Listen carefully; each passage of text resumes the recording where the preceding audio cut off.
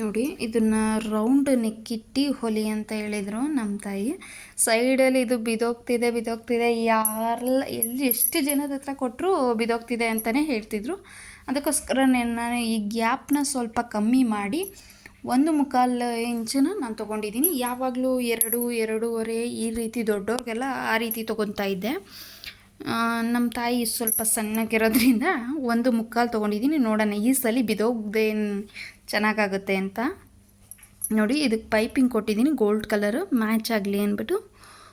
ನೋಡಿ ತುಂಬ ಚೆನ್ನಾಗಿ ಕಾಣಿಸ್ತಿದೆ ಇದು. ಹಿಂದೆ ಡೀಪ್ ನೋಡಿ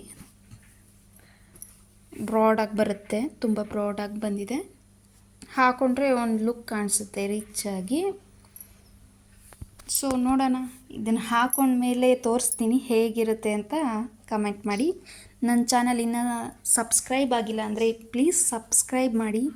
ವೀಡಿಯೋಸ್ ನೋಡ್ತಾನೆ ಇರಿ, ನಾನು ಡೈಲಿ ವೀಡಿಯೋಸ್ ಹಾಕ್ತಾನೆ ಇರ್ತೀನಿ, ಹೊಸ ವೀಡಿಯೋಗಳು. ಪ್ಲೀಸ್ ಲೈಕ್ ಮಾಡಿ, ಕಮೆಂಟ್ ಮಾಡಿ, ಸಬ್ಸ್ಕ್ರೈಬ್ ಮಾಡಿ. ಇನ್ನು ಯಾರು ನನ್ನ ಚಾನಲ್ ನೋಡಿಲ್ವೋ ವೆರೈಟಿ ವೀಡಿಯೋಸ್ ಹಾಕ್ತಾ ಇರ್ತೀನಿ ನೋಡಿ.